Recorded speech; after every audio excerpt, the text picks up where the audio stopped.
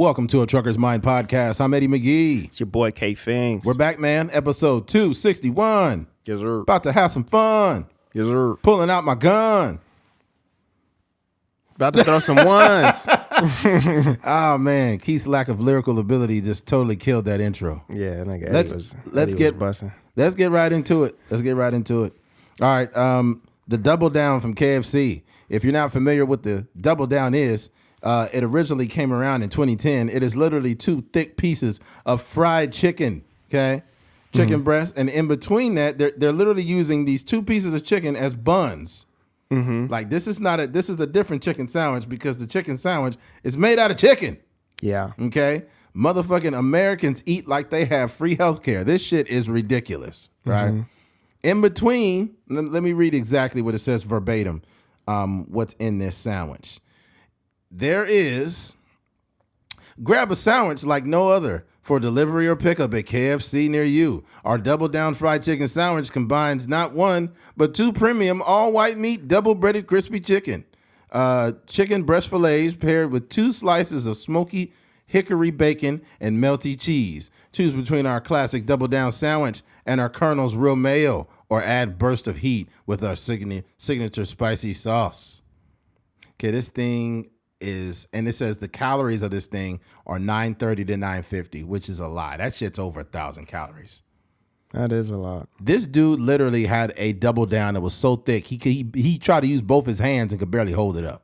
Oh my gosh. You're familiar with the catcher's mitt, right? How it's got some size on it? Mm-hmm. That's how fucking big a double down is. That's crazy. It's kind of pricey too. For one sandwich, it's $9. $9, yeah. Yeah, man. That's expensive. That's really expensive. Yeah. You mean you charge me that much money for me to hurt myself?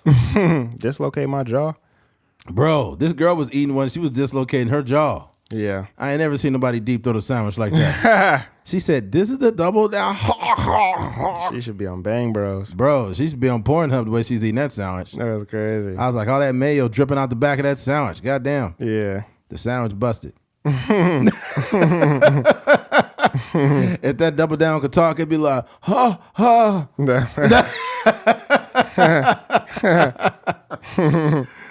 It'd be funny.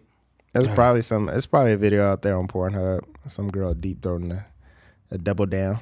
That's ridiculous. Yeah. Yeah. I was telling Keith, because I don't want to get conspiratorial, but I always feel like when they come back with these certain items, that something bad is happening in the world. Mm-hmm. I feel like there are certain connected parties that have influence on what distracts the masses, right? Mm-hmm. You got a chemical spill in Ohio that no one's talking about anymore, and then they come out with a chicken sandwich. Mm-hmm. They did this before the pandemic. The original pandemic was that goddamn Popeye's chicken sandwich, and people was dying over it. Yeah. But that's not it, folks. We got another one. You got a Hidden Valley Ranch ice cream that came out.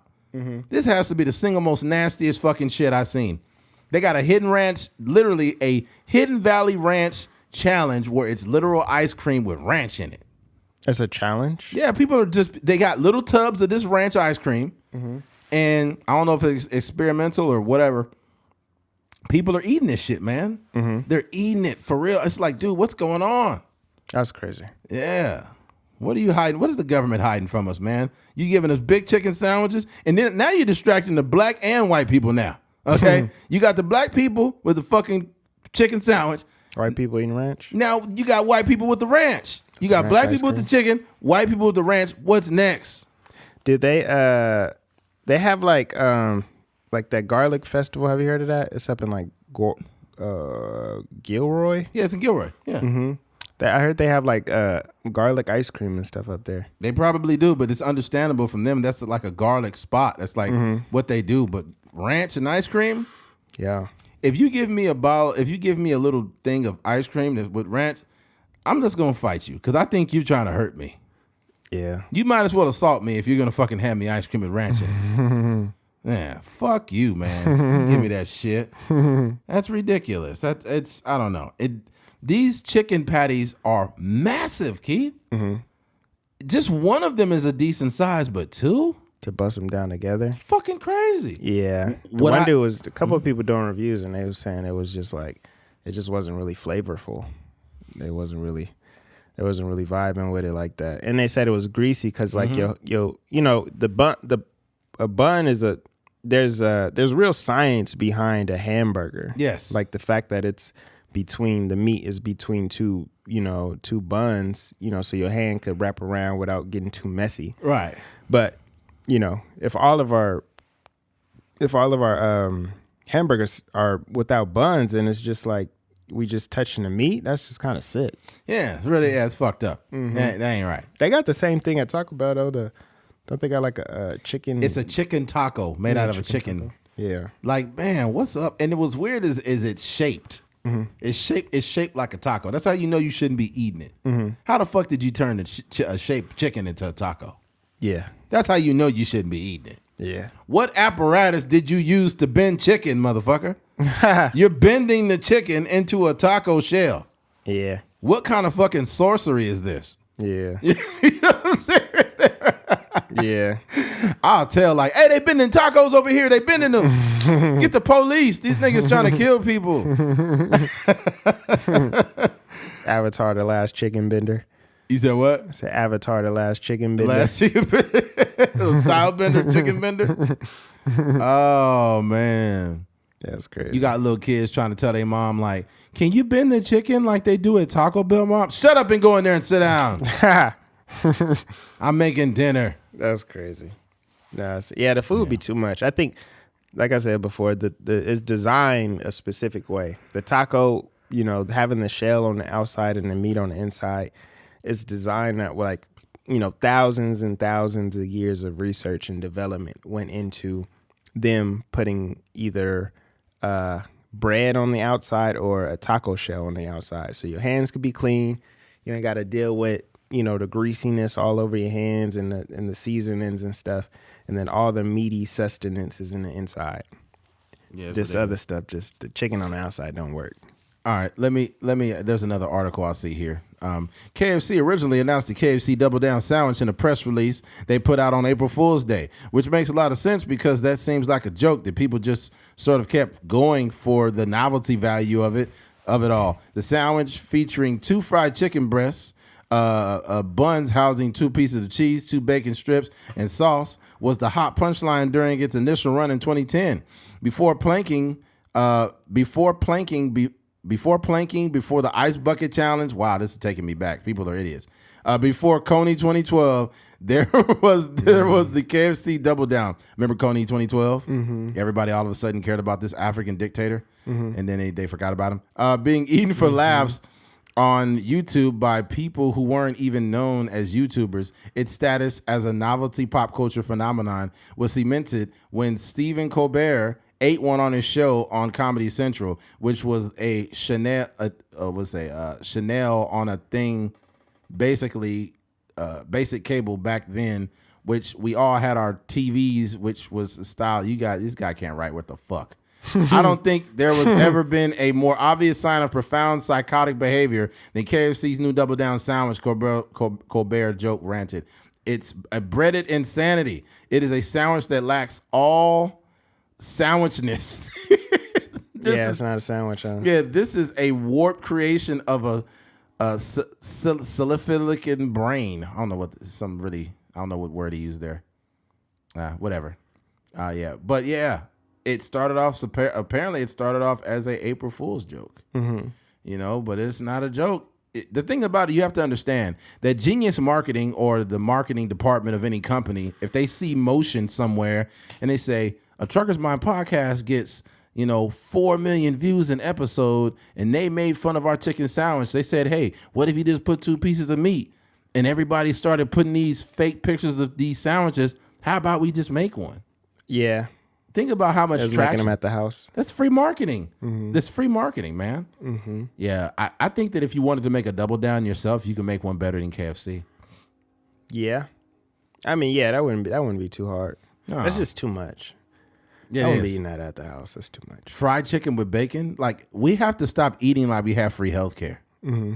We have to stop. For the most part, my diet is really cleaned up. Before I got here, Keith's mom made us some enchiladas and stuff like that, and it was good. But I've been farting since I've been eating that. It's been gas central in here. Yeah. I was like, oh fuck. Yeah, even flatulence and Oh man, and I had a little birthday cake too. So I'm just stuffed full of, that's bad stuff. it's like somebody put the gas in me. I'm running off fucking 91 octane right now, man. God the damn. Arco gas. Man, that shit, as soon as I came in this office, that shit was like, man. Yeah. I hate when you try to let it out slow and it still be loud. I hate when you try to let it out slow and it still stink. Well, it's not going to, the smell's not going to fucking change to the speed in which you let it out, kid. But sometimes, like, your fart don't be that bad. But sometimes when you let it out, because if it's loud and it stink, at least everybody know you farted. But if you try to let it out slow and it's quiet, then you could get away with it if it don't stink. I'm not worried about hiding farts at this age, Keith. At 38 Right, you years just don't old, want to be like passing. No one wants to have a stanky ass around like people. It's just not. I've had it happen right here in this fucking elevator, dude. Yeah. I was coming up this, and it was this very pretty Mexican chick. She probably could have been no older than like probably 30 or something. Really cute. I laid the nastiest, loudest, hottest fart in the summertime, and I was coming up here to grab a package from the office. I farted. She got on. I just folded my arms and kept my face. That's because you didn't want to admit you farted. Well, I mean, she smelt it. She know I shit it. She know if she would have said, "Oh, it smells in here," I just would have said, "Sorry." That's crazy. I apologize. If it smelled too bad, I'll just let the person know, like, "Hey, man, you might want to scoot." I don't need to let you know. Nigga, it stink. What are you talking about? It's an unknown element just floating around in the air, and you just gonna let it marinate? Well, I mean, I'm not gonna try to save the moment. I don't know you. I don't know. This is what you. I do. Well, last time I farted and it was like bad. I was filming with my guy Pat. Yeah. And then we were filming this comedy special, and then when we moving around, it's like 3-4 cameras set up. And then I was sitting in the back, like most of the people that were like watching the show were in the front. And then it was getting near the end of the show, and I had like gas the whole night, and I just let one loose. But I was dolo, like I was sitting by myself for the most part. Then it wrapped up, and Pat came and tried to talk to me, and it just like the smell just kept getting worse and worse and worse. And I was like, bro, like you might want to scoot away because I just farted. He's like, oh man, and then he just walked away. Okay, thanks for telling me, man. Oh man. He just walked away. So yeah, I'm if it's bad, I just let the person know, because I don't want it to just be like them not knowing what's going on. Like, dang, something stank. I'd rather let them know. At the end of the day, it'll smell like shit. You'll know I farted. What are you gonna fucking confront me about it? Like if it's like a situation with like you and Pat, okay, I get it. But if I don't know you and it smells like fucking boiled eggs in there, and you get on. Just assume I farted. What are you gonna do? You gonna fucking fight me now? No, I think you just want to know. Because if I let you know, hey, I'm sorry, I farted. Now you're gonna it might not be you. It might be like sulfur in the thing. Well, they could just guess. They could just guess the smell. You're gonna judge me regardless. If I tell you I farted, you're gonna be like, oh my god, that big black guy on the elevator farted. Yeah, he's such a horrible person. And then if I don't tell you, he's gonna be like, I think that big black guy farted. So either way, you're blaming me for farts. Yeah. You're fart shaming me. Okay, I guess. Yeah, that's like that's like the what do you call it? Fart dysmorphia. Nah, I ain't fart dysmorphia. you gotta own it, man. Yeah, you gotta own it. Damn, see, I just fucking farted out. God damn. See, man, it's all. I'm not. That shit messed my stomach up, man. All that goddamn food. Somebody's gonna fucking somebody might share that clip. I'm not tripping, bro. The average person farts 15 times a day. Farting is okay. Just acknowledge it. If you're excessively farting, that's a problem. That means something foreign is in you. I think one of the worst farts ever was when DJ got in my car. We went out of town. I forgot where we went to the Comedy Store. Went to the comedy. But he didn't say nothing. That's why we said something. No, I know. But that nigga was just sitting in the back, and it was just like hot and stanky. And what it was is he didn't even fart in the car. That shit followed him. And he sat in the back, man. He smelled like he ate fucking unclean rodents or something. It was so bad. I was like, dude. Yeah, he's smelling like hot garbage. I'm like, bro, my God. It sounded like a sanitation man. Yeah, dude. You got something living in there. You got some living organisms, DJ. Mm-hmm. God damn. Yeah, that's crazy.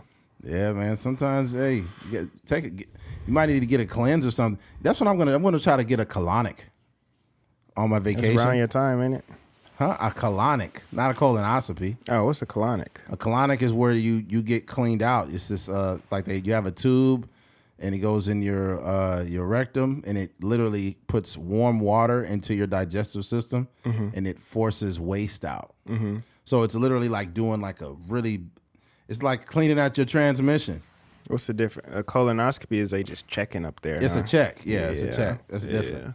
But this is like cleansing and getting all the, any type of parasites. They could be anything in there. Yeah. A lot of people got parasites. Yeah. Yeah. How the fuck did we start talking about this shit? That's crazy. KFC, why'd you do it? Okay. Why you need to clean your colon if you get a double down. You get a double down, that shit ain't got no fiber in it. You just eating grease and greasy protein. That's like anti-fiber. Oh, I see. That's anti-fiber. If fiber could talk, it'd be like, nigga, again? Can you just eat a little bit of me, please? Fuck. 2 weeks. Vegetables. I just bought some fiber from Vitamin Shop right now, some powder fiber. I just add a little bit in to make sure I'm hitting all my fiber goals, man. It's important. Add it a little bit to what? I get drinks or something? Whether it's either drink or a protein shake or something, just throw it in there and shake it up. You can't even taste it. I try to get at least like 38 grams of fiber a day. That's cool. You have to. Yeah. Yeah. What is, I wonder what the fiber number is for men and women. Hold on. Like the recommended. Recommended fiber. 25 to 30 grams. Damn, I've been over. The Heart Association eating plans suggest eating a variety of food, fiber sources, total dietary fiber intake should be 25 to 30 grams a day from food, not supplements. Well, this is a natural I supplement. wonder what the difference will be. I don't know. Currently, dietary fiber intakes among adults in the United States average about 15 grams a day. It's probably less than that. That's about half the recommended amount. Well, I mean, ain't no fiber in hot Cheetos. Motherfuckers be eating hot Cheetos all day. They gotta have the nastiest shits. Fiber, it's just red sauce in the toilet. Yeah. God damn. Especially them young kids, teenagers and stuff. Yeah, just walk around eating chips all day.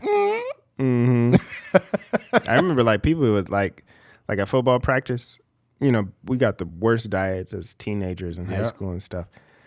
But I remember at football practice, there would be kids, like, if we ran too much and then they had to throw up, it'd just be like, nigga, like... colors. Yeah, just Cheetos and Doritos and stuff. Nigga just throwing up purple. Yeah. Niggas throwing up lean. Nigga got Future on his team. Hey, coach, something wrong with me. I don't know what's wrong with me. Something wrong. Got this Percocet making my feelings hurt. Future, stop singing and get your ass on the field now. I'm trying to cope, but the Percocet be killing me. Future Hendrix. Crazy. Yeah, that's nuts, man. I never threw up during football season, ever. Like, they could run the fuck out of us. I never threw up. You ain't got no gag reflex. Oh, nigga, don't. If you don't fucking stop, nigga, god damn. Wow. Oh my God. Oh man, this nigga's crazy. Yo, hey, I seen this TikTok, and it was this white chick, and she played this joke on this older black dude at work. And she told him, he said, if you had 30 dicks, how many of them you choking on? And the dude was like, I ain't choking on none of them. He's like, you that good?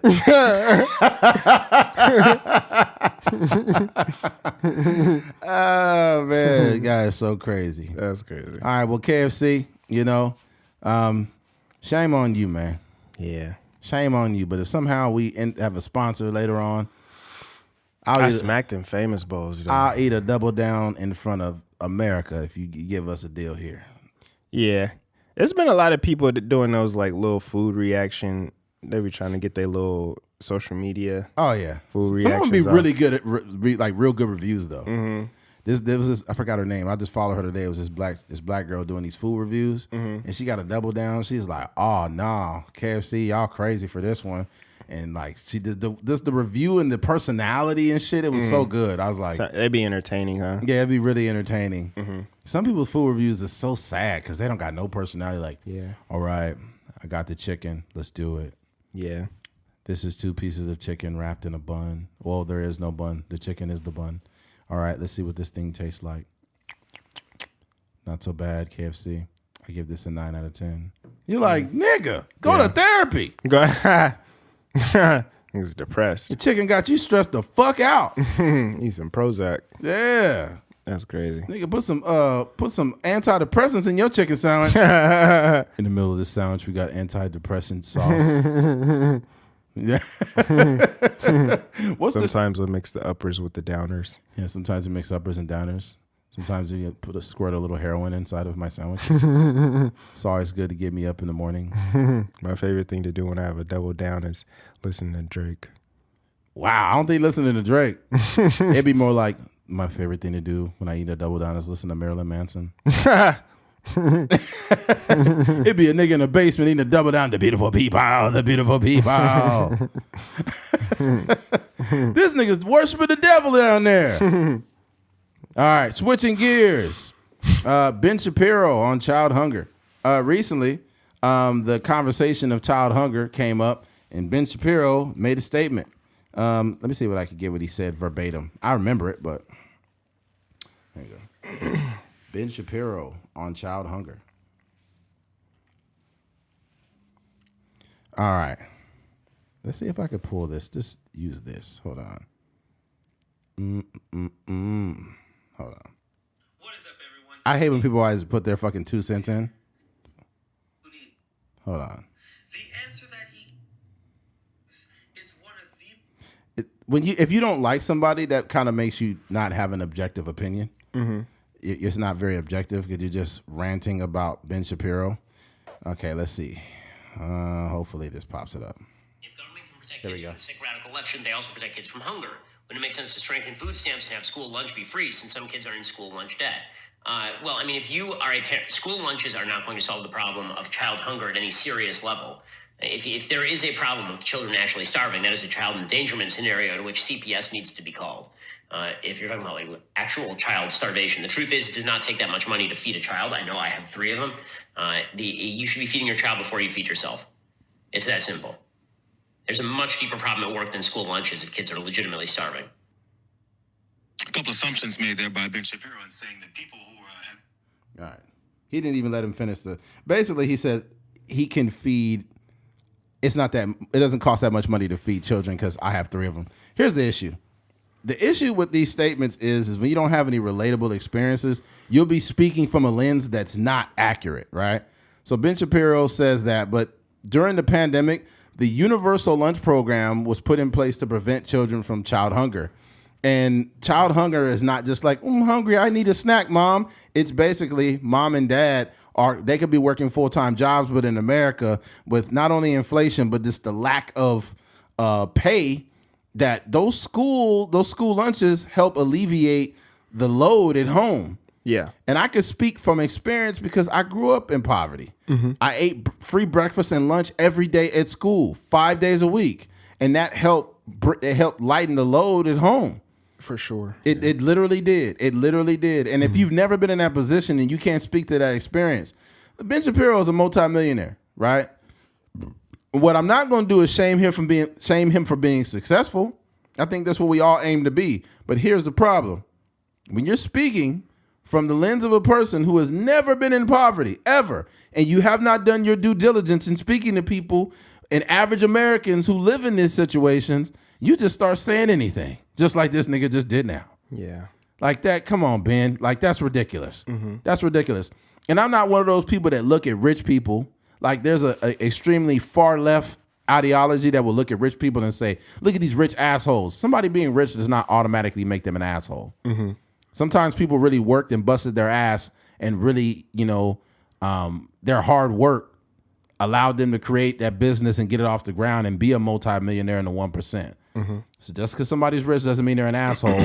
But on the flip side of that, just because somebody is poor doesn't mean that they lack credibility as a parent. Mm-hmm. And that they should have CPS called on them like fucking Ben Shapiro said.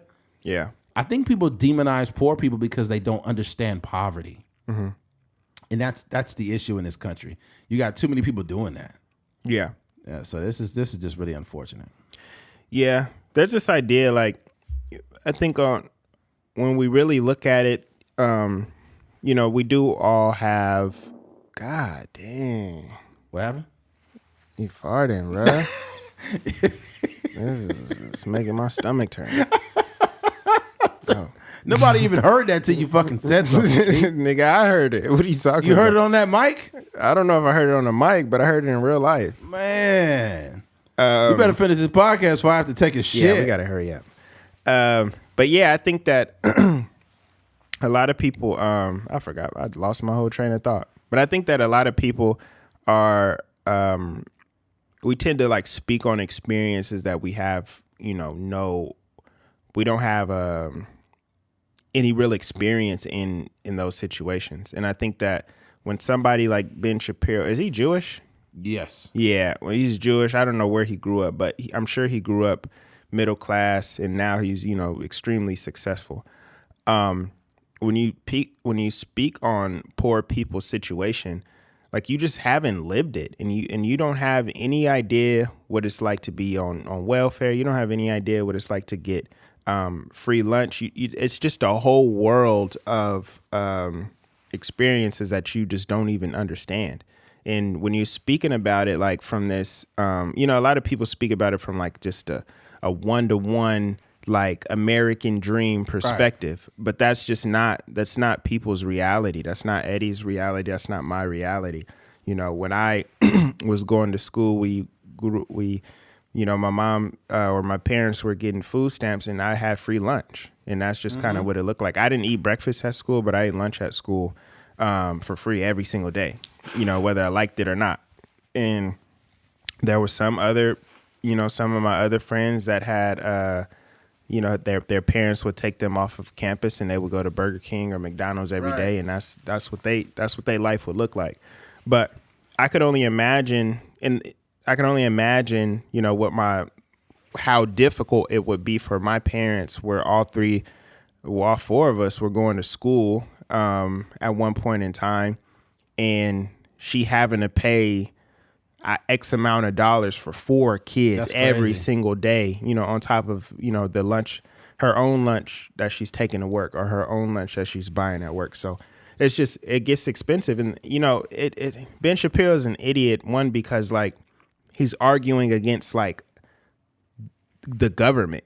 You know what I mean? The government thinks enough about free lunch and free breakfast and free lunch, or reduce breakfast and reduce lunch enough to give it to kids. Right. Like obviously it's put in place for a reason. Like not all these people that have this whole structure as far as like what kids are eating on a daily basis, and what the pay scale is to get free lunch, what the pay scale is to get the reduced lunch. And the reduced lunch is usually like, some kids came with like a quarter or something like that, or 50 cents back, to get the lunch or whatever the case may be.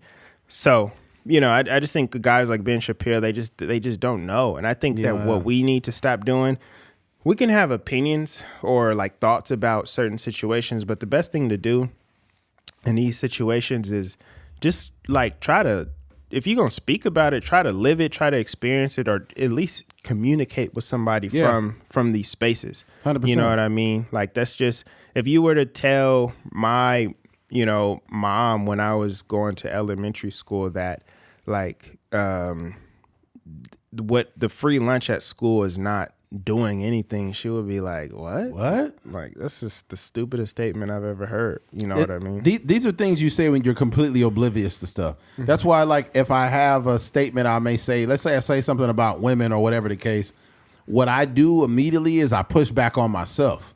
I push back and I'm like, okay, when women say certain things, it's important for me not to invalidate them, because I don't know what it feels like to be at a bar or a club somewhere and have somebody grab me aggressively, and I don't know what to do, whatever the case. I don't have that experience, so I think that sometimes we could get caught up in validating something that we don't understand. Yeah. Right. And I think I've done it many times, even with women, like, look, I don't hang around guys. I've never seen a guy tell a woman this or that. Just because you never seen it, nigga, that don't mean it didn't fucking happen. Mm-hmm. That don't mean this dude's just not trying to grab women up and take them off into a room somewhere or whatever. Mm-hmm. Like, these things really happen. Yeah. So I think just because you have not seen it doesn't give you the right to... The only time I'll push back on that is if they make it seem like every man is doing that. That's a problem. Yeah. That's a generalization. I'm not talking about that. Yeah. Yeah, that's a problem. Mm-hmm. And they're like, men just want to grab you in this. It's like, stop it, baby girl. I don't move like that. Yeah. Right? I got to make sure you understand that. We ain't all Michael Irvins out here. Yeah. Oh, God. Yeah. Yeah. And then, there was I forgot her name. That's the smaller black woman downstairs, has like a little clothing thing, business. Oh, yeah. I don't know her name either. Yeah. She's doing her thing, though. She got a whole truck out there. Yeah, I know. She had that truck out, and I think she was kind of apprehensive to like ask for help. Oh, really? Yeah. I walked in and I was like, you good? She's like, I should be fine. I was like, are you sure you're good? Are you sure you're good? I can help you out. Like, I can help you pull that in there. And she was like, you know what? Yeah, I need help. Because it's just her and her daughter. Yeah, I'm like, nah. And I kind of like, as a man too, I wanted to be there because I don't feel right with women and a little girl out there by herself, and it's nighttime. That's true. I actually never thought to help her, which is probably, I mean, not that I'm a terrible person, but, I just didn't really cross her mind. The first thing I thought of was like, dang, like when I seen her, I told her, I was like, dang, you got a truck now? Like, because I remember when she first moved in and it was just like a couple items here and there. And I was like, dang, you doing your thing. But yeah, I should probably. She had a bunch she had a whole rack of clothes in there. Mm-hmm. And then I seen the shit that she was moving. I was like, oh, you definitely need your help. Mm-hmm. And then it was a rack that she had down there that had a bunch of clothes on it. Mm-hmm. But I'm strong as fuck. Mm-hmm. So I pulled the rack towards me and just pulled the whole thing off the truck. She was like, oh, whoa, well, that'll do it. Thank you. Thank you, right? She's like, thank you, I appreciate help her it. out next time. Yeah, cool. Do that, man. Mm-hmm. I don't want to keep getting off topic, but yeah, I just felt like I felt good helping her in that moment because it's late. She by herself. She little as fuck. Some weirdos out there. It's weird motherfuckers down there, and she would have took 10 years getting that shit off the way it was. Yeah. Yeah, and that little kid couldn't help her out. Yeah, her daughter is just holding the door open and looking at herself. Yeah. Anyways, but yeah, man. I think that when you're completely oblivious to how other people live in this world, you make statements like Ben Shapiro just made. Mm-hmm. And it happens a lot. Now, I don't always, my thing is since I base myself in being an objective person, I've heard many things that I absolutely agree with on Ben Shapiro. And I've heard things where I'm like, this guy's a fucking moron. Mm-hmm. He's a complete idiot, right? Mm-hmm. But I don't like to generalize or completely wrap a person's personality in something that based in what I don't like about them. Yeah, I try to find validity in people, and that's how I feel about Ben. Even when it comes to Candace Owens. Yeah, I feel like Candace Owens has been completely disgusting at times, especially when it comes to the black community. The things she said has been kind of like almost like self-hate. But I've also listened to her make extremely valid points about many things. Yeah. I think one of the things that I've been aware of is even commenting on rich people's experiences. Right. We don't know. Like, one, rich people got their own set of problems. Mm-hmm. And then two, a lot of people that ain't got no money do is we either judge people on the donations that they made. Oh, Jay-Z only donated $100,000 to this organization. He should have donated $10 million or whatever. Or or when people do donate to causes, what they'll do is they'll be like, "Oh, it must be tax season. It's just another write-off for him." Mm-hmm. And it's just like it's it's a lose-lose situation for these people. So for me, I'm not wealthy by any means, and I'm not telling nobody what they should do with their money. Because I know in certain instances I'm not the most giving person. I'm more, I do help people out in my personal life, but I'm not the person donating half of the money that I make to some organization or something like that. Me neither. So. I got to the point where I stopped giving Panda Express money now. Yeah. And it was crazy. Oh yeah, for sure. I don't do that. It was a thing. It was a thing like where was we at? I don't know. Me and my girl was in a drive-thru, and I was paying for whatever food we was getting, and maybe it was at Taco Bell. So she got her whatever. I got my little meal, 2 chalupas or whatever, and then they were like, "Hey, do you want to donate, or do you want to round up and donate to blah blah blah?" And she was like, "Yes." I was like, "Nope." I said that from the passenger seat. Nope. That's not. You ain't taking my money. I don't even know where that money is going. And the way they frame it sometimes, it's like, come on, man. They be like, do you want to donate to the Children with Broken Legs Foundation? You'd be like, damn. No. Nah, they leg gonna heal anyways. Yeah. Yeah. Do you want to donate to Children Who Fell Down the Stairs Foundation? I mean, did they break something? It'll be all right. I'm not giving them motherfuckers my money no more, man. I ain't talking about the kids, but why the fuck does Panda get a percentage of this shit? Yeah, they do be doing that. 100% of my proceeds to go to the fucking kids. Yeah. Do you want to donate to the little kids in Africa with big bellies and flies all over? Actually, y'all can take my money. I'm tired of seeing them little black kids. Do you want to donate to the IG Model BBL Foundation? Like, no, motherfucker. I don't want to donate to that shit. No, it's facts. No, it was, who was it? Like Russell Wilson, I think he had gotten into a situation where he was skimming off the budget for some nonprofit organization. What? Yeah, because I mean, in terms of a nonprofit, they don't have to, but they do pay their employees. So sometimes they be having a handsome salary, like the guys the guys for Goodwill and stuff like that. The CEOs of those corporations, they be having like nice little multi-million-dollar salaries sometimes. Holy shit, that's crazy. Yeah, so Red Cross and all that. But and it's a business at the end of the day. It doesn't, and part of them being there is like it's conducive to the business. When you become a CEO, like if you're the CEO of Disney, you're providing a service that is as valuable as $60 million a year. At least that's what they're saying. So imagine this in the future. It's gonna get real tough for IG models. It's gonna be that little music in the background. In the arms of an angel. Would you like to donate to a BBL? Fly away from here. These BBLs are getting really expensive. And it's become toxic to these women. Since the pandemic and the PPP loans, the BBLs have been getting out of hand.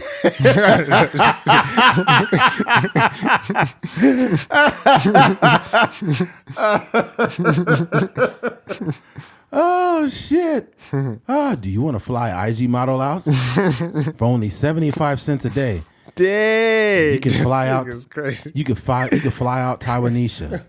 Only 75 cents a day. God dang! Oh man. Yeah. It's gonna be bad, man. You know what's fucked up? I don't know. I'm all over the place right now.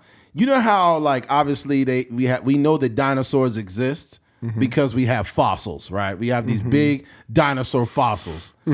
And at some point in time, our civilization's gonna cease to exist. There's gonna be some big cataclysmic event that just comes and wipes us out, right? And when the next life form that comes into this world, they're going to find so many BBL bones all over the goddamn place. It's going to be BBL bones, cell phones, motherfucking iPhones, filters, lip injections and shit. Have you ever seen the Squidward? It's like a meme where I think Patrick might have sat on Squidward's face or something like that. And it's just like his face is flat, but it's like round. It got like booty cheeks on it. Yeah. That's what the fossils is going to look like. Oh man. Yeah. Hey man, I'm gonna tell you something. And this they're gonna say like, stop shaming women. I'm not shaming women. I'm bigging women up big time. But the most beautiful era of women I have ever seen in my life were in the 90s. Really? Oh my God. You mean like just natural? Just women that didn't have no booty or flat chested or skinny, some a little bit big. Just the most beautiful women you have ever seen because they love being themselves. You know what I'm saying? They wore like pantsuits and, shirts with polka dots on them. They had style. You know, they wasn't, just the women back then were just women. And I was on TikTok and I just, some little thing popped up and it just showed a bunch of different women in the 90s. And I'm like, oh my God. They showed Selena. She was beautiful. She was thick as fuck too, but she was beautiful. But she was thick for the back then. For back then. Now she was almost regular. She like slim thick now. She's slim thick now, but back then Selena was banging. But they just showed all these different women in the 90s, like Selena, Selma Hayek, what's her name? Jesus Christ, the one that just lost to and she didn't get a Emmy or whatever. What was it? Emmys or Grammys? Angela Bassett. Angela Bassett in the 90s. Oscars. Oh my God. Angela Bassett was stacked. She still is, but in the 90s, Biceps too. 90s Angela Bassett was stacked. Selma Hayek, motherfucking Selena, the Pink Ranger, nigga. Pink Ranger was stacked. She was stacked? Hell yeah. I was a kid. Yeah. Everybody was stacked to me. Yeah. They could have A cups, and I'm like, she got some big old titties. That nigga's crazy. Yeah, I'd be eating a Lunchable, nigga, in the 4th grade, like she thick. Even the Asian Ranger was thick. That kid brain different. Yeah, that kid brain is different. I'm like, oh my God. Yeah, it was just a trip, man. Women in the 90s were just different, man. And I just remember being a little kid seeing all these different women with bangs in their hair. And I remember like some of my mom's friends back in the day, because we lived in Delano for a while. Wasn't a whole bunch of black people, but all her friends were like, you know, her age, which they were all young Mexican chicks. They used to use Aquanet. What's that? Aquanet is a like an aerosol spray. They spray their bangs with it, like straight up, almost like chola status. Yeah, they'd be hanging out. I just remember how women were in the 90s. This is way different. Yeah. Nowadays, it's just girls with BBLs and fake lips and lip injections. Yeah, and the makeup is OD sucking too. the fat out of their stomach and shit. Like, just be yourself. Yeah. Just please be like you in your natural state. And I would be called for body shaming if I said you are fine the way you are. Men should have an opinion about how women are. And it's like the same women will be like, men don't know how to be men anymore. Yeah. They don't know how to court us anymore. Yeah. What I realized is like, I was in church earlier, and you know they're preaching about you know the biblical days back when Jesus was walking around and stuff like that. And, Jesus Christ had dreads, so shake him. like over 2,000 years ago, right? And I was just thinking about how different, you know, things have changed in 2,000 years. Yeah. And how different things have changed in only 20, 30 years. So it's like, you know, it's like we just go through these different eras and different phases. And, you know, I was looking at the TLC music video, and they were looked at like Chili and Left Eye and T-Boz. Yeah, they were like, you know, beautiful women in the 90s. And, you know, people wanted them. You know, obviously Usher wanted Chili, you know what I mean? Yeah. So I don't know what happened. Aaliyah was skinny and flat-chested, but she was fucking beautiful. Yeah. Everybody wanted Aaliyah. We just looked at some videos earlier in the 90s how the women looked. They was just regular women. Yeah. Regular women. Didn't have no big old booties or nothing. Yeah. Yeah, it's different. I don't know what happened. I'm going to tell you, the internet happened. And I think that we didn't have the foresight to see how much the internet would damage the minds of everyone, men, women, and everybody involved. But it takes one. I think that's my point. Is like it takes that one Kim Kardashian or Nicki Minaj to like it. Yeah. They literally kind of like sparked the minds of people. Yeah, who was like the first? Some of the early BBLs is definitely Kim. Yeah, Lil Kim was doing shit. They had her in. No, I mean Kim Kardashian. Oh yeah, her. But fucking Lil Kim was already doing shit. Yeah, but even that video we seen, she wasn't like. No, nothing. That Jamaican thing video, I forgot the name. Yeah, I don't know what it was. But she wasn't like stacked like that. She looked like she had no super surgery. Lil Kim was fucking beautiful, man. Chocolate Lil Kim from the 90s. Yeah. Lil Kim was fine, man. Yeah. I don't know what the fuck happened with all these surgeries. And let's not just talk about women. What the fuck is wrong with Sammy Sosa? Yeah. Like, have you seen him? My God. Yeah, he just looks like... This nigga Sammy Sosa looked like soggy cereal. This face, man. Yeah, he looked like Spam.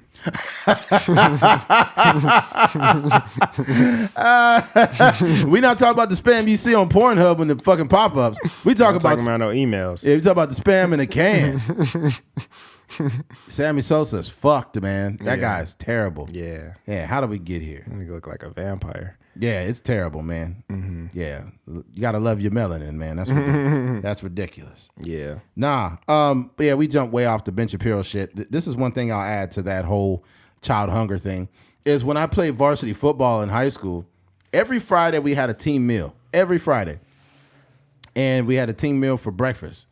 And yep. Mm-hmm. Yeah, we had a team meal, but it was always something big. Like we have like steak and eggs. Yeah. They grilling us big ass fat steaks with eggs. We just had a steak and eggs. Yeah, for breakfast, man. You know, we eating that, or we eating, you know, some other different meals, potatoes. Fire, big old fat breakfast burritos. Yeah, big burrito, whatever the case, right? And here's the thing: when you come from poverty, you look at that meal a little different than a person who just used to having food all the time. And people be like, "What do you mean? What's the big deal?" Well, that meal to me meant like, "Oh shit, I'm gonna eat good today." Yeah. Because when you don't got it like that, 3 meals too. Yeah, because we would. Did y'all get food before the game? No, Y'all didn't get no food before. No. We didn't do nothing before the game. We only ate that morning. Okay. Yeah, but because we would get pizza, like light cheese though, light cheese on the pizza, light sauce, light cheese on the like Little Caesars pizza. Ugh. I'm surprised y'all wasn't on that field shitting yourself. Yeah, and then on Thursdays we would get Panda, but just the noodles. What? Mm-hmm. What was up with Coach Gola? What the fuck was he doing? He was taking care of us, bro. Noodles from Panda? Mm-hmm. And what else? Just that. You just get you get the pans, and then you could go get like a couple servings. Like you might get one little bowl, and then go back get another one. Throw some soy sauce. He just putting carbs in you guys? Mm-hmm. That's what he was doing? Yeah, but it was what I realized is like, you know, Coach Gola is a coach, but there's an organization like the boosters, the families and stuff like that. They be taking. They was donating. Yeah, they've been doing that even when I was there. Yeah. But that's it. When they say like, you know, the cliche, it takes a village. Like when you really like, if you were let's say, you know, you and I, we get a huge podcast deal with whomever, or we just stay independent and just make a lot of money. But when you look at like if success is right here and then this is like where we were born, you just look at all the branches of people that, you know, kept us alive in a sense. You know, that friend that bought you lunch, or that friend that bought you after the football game, y'all might have went to In-N-Out and you didn't have no money, but yeah, you're like, yo, Eddie, I got you, or whatever the case may be. Or, you know, you asked your friend to go out to lunch to Taco Bell, and he had, you know, $50 for lunch, and he bought you a couple of tacos or something like that. You know, just all those things along the way to kind of get you to where you can do that for other people. Poverty is very nuanced. It's very nuanced. Like there was times where like my dad's car breaks down, right? It's messed up, and I have a teammate that has a nicer car than my dad. Mm-hmm. Right? That just gives you an idea of what poverty is. Like, your teammate has like at the time a 2003 Mustang. It's 2003, and your dad's car's broken down, or it ain't running. So you see the disparity in which people have or you go home and y'all ain't got a whole bunch of food at the house. And then you go over one of your teammates' house. He's like, "Hey, bro, come to my house, dude. We're gonna be playing a game and shit, chilling." And you go over there, and he'd be like, "Hey, I'm hungry." And he'd be like, "Oh, just go to the pantry, bro." And you open up the door, and it's a bunch of fucking food, all up in there, food everywhere. And you're just like, "Whoa, people really living like this?" You at an early age, you get a realization of what's going on in the world, because you go home, and first of all, we didn't have no pantry, okay. The pantry is for people that got money. Think about that. If you broke, you more likely you don't got a house, you don't got a pantry, and I was closer to panhandling than a pantry.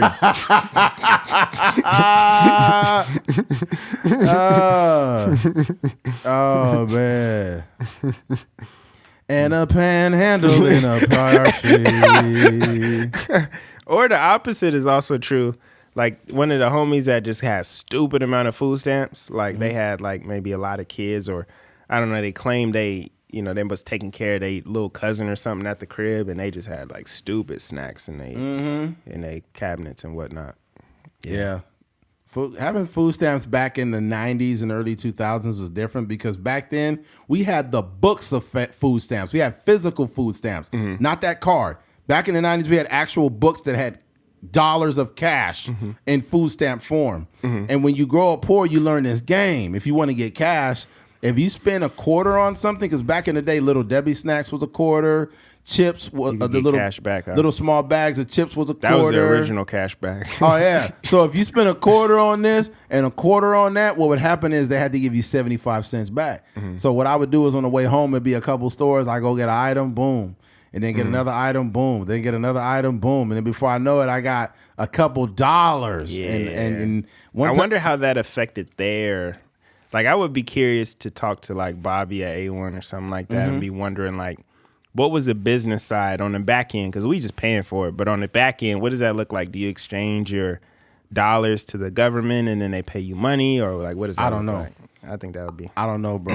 All I know is they be like, one time I went to the same store multiple times in one day. He's like, stop getting this. I know what you're trying to do. Stop doing this. It's not right. What you're trying to do. Why are you doing here? Why fucking do it? I'm like, whoa, man. Those real hood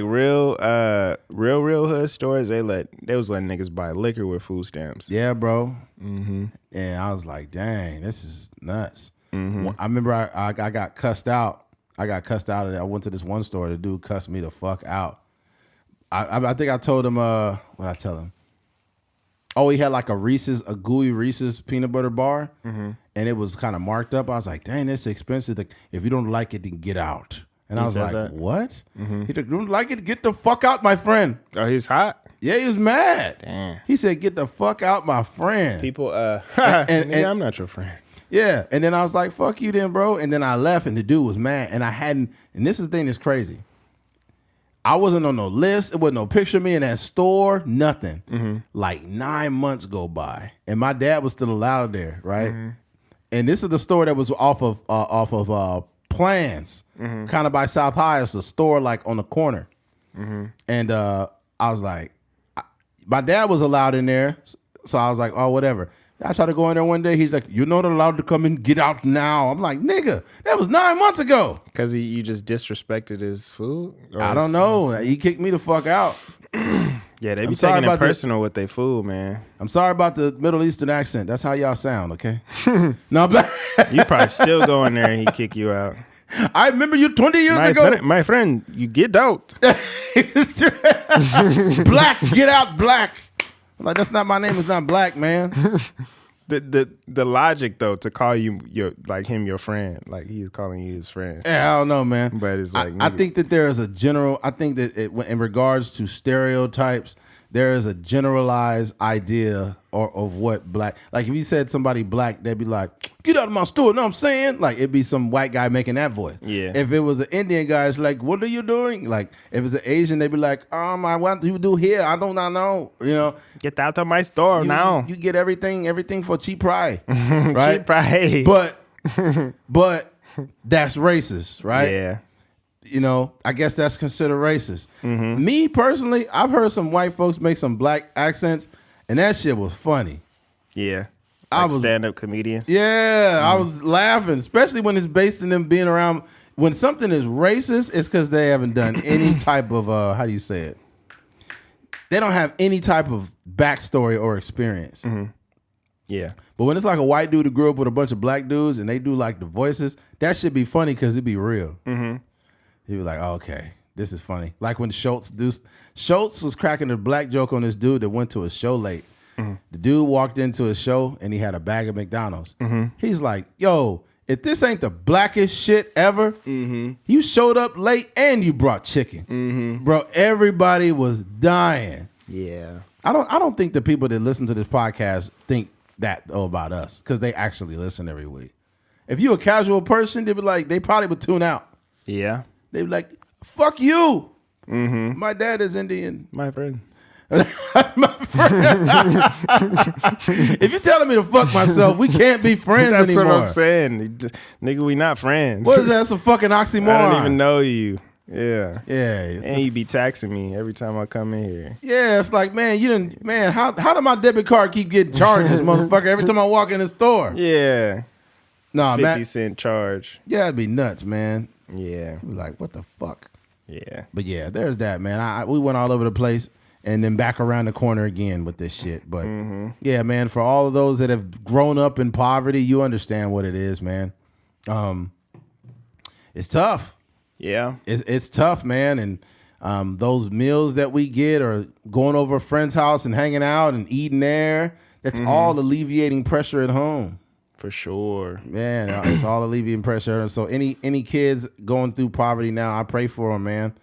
I remember I seen this little kid and this little boy and his sister, and the kid could have not been no older than 12, and his sister could have been not no older than 10. And it's like, sorry, sir, you know if you might have like maybe 50 cents or something like that. And they genuinely looked like they was trying to get something to eat from the store. So I gave the boy like $20, and I was like, hey, come in here, man. I'm gonna grab you some shit to get. And he's like, huh? And I was like, just take that $20, hold that, and I'm gonna get y'all what y'all want out of here. You laced him, huh? Yeah, I laced him and his sister up. Yeah, and he was like, oh man, thank you. I was like, hey man, go ahead and go home, man. Because it was starting to get, it's probably like 6 o'clock. God damn. Yeah. Ain't no telling what they got going on at the house. Yeah, they probably, who knows, mama could be on drugs or some shit. You can remember like that. I remember as a kid, there was this girl, and kudos to her, because it was like on field trips, you would normally take your own lunch, right? Or you would have money to pay, we might stop at, like if we went to, I don't know where we went, but if we went to a place and there was like a food court there, your mom might give you like $15 to buy whatever. But I remember there was this one girl, and we would laugh at her, but she would get the school lunch. Like, if it's like, hey, if you want a school lunch, just let us know, so that we can, pack some extra lunch. And it's usually like a sandwich and some chips and a milk or something like that.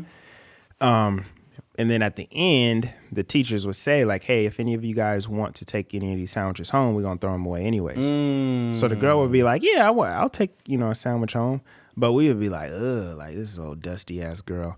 But in retrospect, like, nigga, we all broke. Yeah, we all poor. Yeah, like my mom could probably benefit from me not having to eat dinner at home one night. Yeah. So, but I say kudos to her because she had like I don't know what you would call it, but she didn't have pride or whatever, She just grabbed a sandwich and, it was nothing to it. Yeah, better to eat that than fucking go home hungry. Yeah. And because, we're kids and we don't have enough real world experience and we're so ashamed of being poor that we have to act like we're like not as poor as the poorest people. For sure. And we poor as fuck. I went to school with kids that wore the same shit the whole year. The same pair of shorts, the same t-shirt. I went to school with motherfuckers that didn't even have jackets. Like just coming to school with a freaking it's freezing cold notebook and a t-shirt on. Coming to school with just a binder and some shorts and the Chuck Taylors. So it's yeah. And some of those guys, I know some guys that had really tough home lives when they were kids, and now they're doing really good, man. Yeah, the dude, I ain't gonna drop no names, but it's a guy I knew that he was always really dirty. Always had really beat up clothes. And now I just see him, I go to his page, this nigga got Gucci on. Yeah. He wearing Givenchy. He wearing all kind of designer shit, and he got it stacked all over his bed. I'm just like, this guy's got like that's a little OD. It's OD, but it's like a fucking trauma response. Yeah, for it's sure. It's like I was so dirty and I looked so bad in high school. Probably take 2 showers a day. Yeah. Probably, man. Yeah. He probably still getting all that dirt off him from high school. He's like, it's still dirt on me, nigga. I gotta get Charlie in there. Brown character that just got a little dirt cloud running around him. Oh, they the one that got the stink lines on it? Who was that motherfucker with the stink lines? I don't know his name. He looked like he had a fucking circus going on around him. I forgot his name. That was your homie right there. Is was that like the running joke that he smelled? I don't know if he smelled. He was just like dirty. Yeah, that was like Charlie Brown's friend. He had a bunch of stink lines all around his head. Good grief, Charlie Brown. Remember his mom? I guess it was mom. Like all the parents sounded the same. Yeah, like, mama wah wah wah wah wah wah wah wah wah wah. Imagine if Pigpen. That's his name. What's the story behind him? Pigpen is a Peanuts caricature. Who was always very dirty. Oh, He often takes pride in his dirt. He says it could be the dirt from ancient civilizations. What the fuck? I guarantee you that he ain't around no more. That character right now would be fucking canceled. Why you say that? Because that somebody would say that they're shaming him for being dirty. No, yeah. Yeah, you can't have characters like you cannot have Fat Albert in today's world. A fat black kid that's uneducated. Mm-hmm. Hey. They be like, get that shit off of here. It's Fat Albert. Mm-hmm. Get that nigga off of here. Yeah. Yeah, all the parents on Charlie Brown be like, "Mama, mama, mama, mama, mama." Can you imagine if Charlie walked in on his mom having sex or something? Yeah. He'd be like, "Hey, mom! Oh my God, mama, mama, mama, mama, mama, mama, mama, mama, mama, mama." She telling him to close the door, but it's not in English. It's just that fucking Charlie Brown voice. Charlie Brown standing there with that fucking bird on his head, watching his mom get her claps cheeks clapped. Excuse me. Oh man, good grief, mom! You couldn't at least close the door. That was crazy. Yeah, what's the Christmas special they had? I forgot what it was called. They usually Charlie Brown Christmas. Charlie Brown Christmas. What's the song that goes with that? I don't remember. I'm trying to remember. What's the bird's name? Petrie or something. Let me see. Because they were Woodstock. Woodstock. That's right. Petrie. Who's Petrie? I don't know. Yeah, you just making shit up. It's a bird that got his name like Petrie or something like that. Yeah, and you had Snoopy on there. Yeah, Snoopy.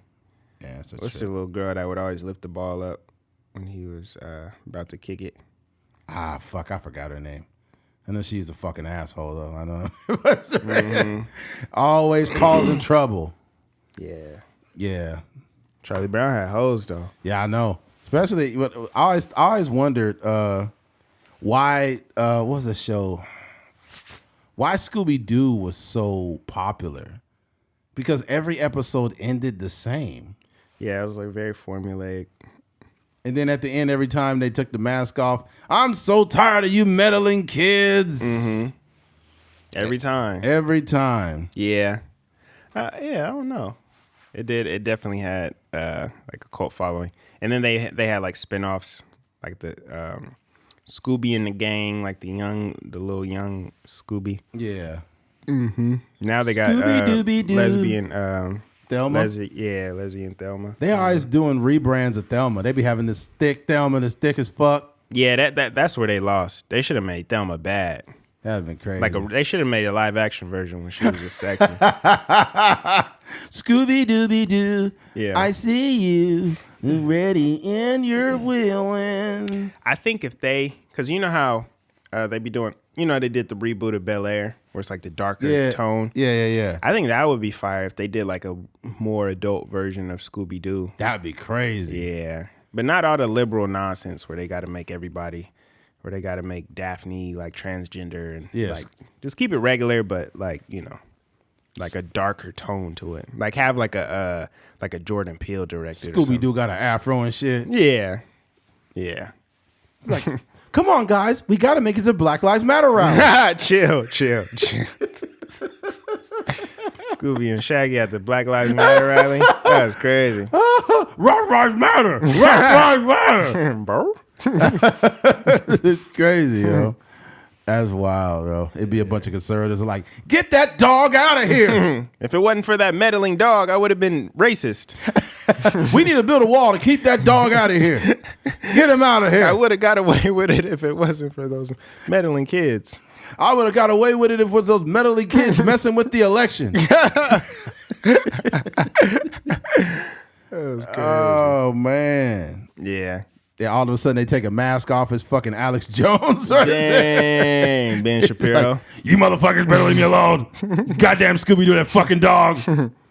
I was going to take away all the free lunches from all the kids, but those meddling kids got in the way. Ben Shapiro? Yeah. He's like, the biggest issue of facing black Americans in America is not actually white racism. It's not racism at all. It's actually Scooby-Doo. Yeah, Scooby-Doo. Scooby-Doo has been put in the black communities all over America. And he's got a problem and what's going on. You're like, Ben Shapiro, if you don't shut the fuck up. It's actually Scooby Snacks. Scooby Snacks are taking over the world. I actually didn't have sex until I was married because it was the right thing to do. And in the Jewish community, we try to make sure we get things done. That nigga sound like he running off of fucking Windows 90,000. That nigga sound like an artificial. That nigga sound like my GPS system. Turn right here. This nigga sound like iRobot. Go past this light and turn left. This nigga sound like he getting in fights with Will Smith in the future. God, shit. Actually, I was able to beat Will Smith before he slapped Chris Rock. I was actually the one that told him to do it because my mechanisms in my brain told me faster. That's crazy. Yo, his brain ain't normal, dog. This nigga got Ben Shapiro. This nigga got a turbocharger in his brain, bro. That nigga brain, it run off Pennzoil. I'm telling you right there. His vocal mechanism is just like, it's like sped up. It's super. That nigga be sounding. Have you ever, sometimes I'll be like, this mostly happened on Zoom, but it's been a couple times on Zoom where like, you know, there's people that just talk very fast. Yeah. Where I've been on Zoom and I'm like, did this Zoom line just glitch a little bit? And sometimes when you listen to Ben Shapiro, it sounds like the video's being sped up. Yeah. And it's like, God damn, I feel bad for his wife because she be sitting there having to really receive that shit. Yeah, like how do he talk sexy? Like, just pull your leg over here and I'm going to eat your ass right now. According to my calculations, I'm about to come in 45 seconds. But until then, I just want to let you know that you're the most beautiful woman I've ever seen in my life. Yeah, it's just like not sexy. Yeah, I think it's something that you should be very proud of. And I really took my time with this vagina. I made sure I did everything I could. And hopefully in the future we could definitely consummate our vows and have kids. Nigga, shut the fuck up! Oh my gosh! This is so sexy right now. Oh my gosh, your pussy is just so wet. Oh my gosh, I'm just gonna come right now. Not in 2 seconds. 5, 4, 3, 2, 1. Oh my gosh. You be counting down, but it's faster. It's not 5 seconds. Oh man! In 5 seconds, I'm gonna come. 5, 4, 3, 2, 1. He sound like that robot off of fucking Star Wars. Star Wars. What's his name? R2D2? No, not R2D2. The metal nigga. The gold one? Yeah. Fuck. What's his name? C-3PO. C-3PO. Mm-hmm. He don't sound like that. C-3PO sound kind of gay a little bit. He sound like. Didn't they say C-3PO was gay? I don't know. He a robot. I know. I think they did say he was gay though. I was looking just how they did with was it Mr. Potato Head? They made Mr. Potato Head non-binary now. Oh yeah, I heard about that. Yeah, they just changed. All of them are like gender neutral. And Bert and Ernie is gay now. It's just Potato Head now. Yeah, Bert and Ernie is gay. I heard about that. Yeah, that's wild, yo. Yeah, they just be throwing stuff in there. What's the dude from Power Rangers? I'm like, where's Zordon? What was that dude? Fuck, I forgot his name. Rangers. He sound like he might have a little bit in him. A little bit of what? He got a little bit of Richard Simmons in him. Zordon, where's the dick? What's going on? It's Rangers. Oh my God! Someone put a little sugar in my tank. There's too much molasses in me. Oh. That's crazy. We need to fight the monster. Oh. Oh, man. That's crazy. Yeah. Shout out to Ben Shapiro, man. We had a lot of fun making fun of him. God. All right. Switching gears. Where we at, man? 108. All right. We'll see how far. Hopefully we don't drag this one on too long. This seems like an interesting one. Ciara. Recently, my goodies. The singer Ciara, who was married to Russell Wilson, recently they were at was it Vanity Fair? Let me double check. I think they were at the was it the Vanity Fair? I thought it was the Oscars. It might have been an Oscars party for Vanity Fair or something like that. She talks about selective outrage. Okay, let's see. It's Oscars party dress. Let's read it here. Mm-hmm. Ciara has responded to those who didn't approve of her Vanity Fair Oscars party dress. For this year's affair, the singer wore a sparkling sheer backless Dundas dress that included a deep V neckline. She paired with a look of a black thong, opera-style gloves, and a pair of Santoni shoes. The Level Up singer's look, which she later shared on Instagram, was immediately met with lots of mixed opinions, with many criticizing how revealing the look was. Yeah. Okay. Here's my opinion on this. Here is my opinion on this. There's going to be a lot of people that feel many different ways about what Ciara wore. I will say this, and I'm speaking on this generally, okay? Man or woman, as a married man or a man in a relationship, if I'm out and about, right, and let's say I'm leaving the gym, and I see this attractive woman's approaching me, who's probably very busty, might have a big booty, really pretty girl at the gym, and she just wants to introduce herself to me and say, hey, my name is Amber. I always see you here at the gym. And I was like, oh, my name's Eddie. It's good to meet you. And then I walk away. That's what a married man should do, or a man in a relationship should do. You know why? Because he's pushing away attention from himself because he's only pouring into his relationship, right? So you know how people say, let me give another example. How do I say this? I just think that being in any type of relationship should be the absence of attention from other people, right? We live in a time where women will wear a backless dress and people will say she's sexually empowered and people are too fragile. The only thing you should be empowering is your fucking relationship. We live in a digital era that is making people delusional and thinking that a married woman should have a thong up her ass just because she's sexually empowered. I should not be able to look at Ciara and say, man, she got a fat ass. That means you're allowing me too much access into your relationship and it's disrespectful. That's my opinion. You can call me old-fashioned. You can call me old school. But I just named the male accountability part of it. Think about this. If you out and about in a public setting and a very attractive woman is trying to talk to you, when you entertain that for too long, what do you think that looks like if your wife or girlfriend came up and seen that? They wouldn't like that very much, would they? Because they know this girl got big ass titties and you talking to her and it doesn't look good. So as a man, when you see that, you pull yourself out of that situation, you say, hey, you have a nice day, and you walk the fuck off.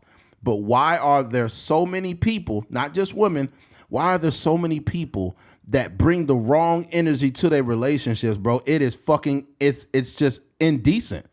It's not decent, bro. And it's weird. I don't think people even respect the people they date anymore. It's fucking crazy. I personally just can't comprehend it. I don't want to keep going over the same point, but there's something else I was want to really get off my mind too.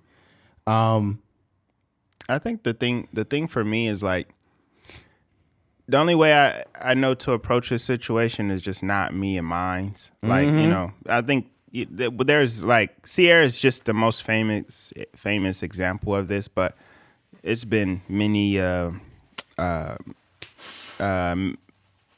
the girl's name? What's the girl's name that was in Transformers? Megan Fox? Yeah, Megan Fox. I can't think of nobody's names. Hannah Montana, what's her name? Miley Cyrus. Yeah, those girls, they've all had like an iteration of this type of thing, this type of dress. So it's been, been going on for many, many years now.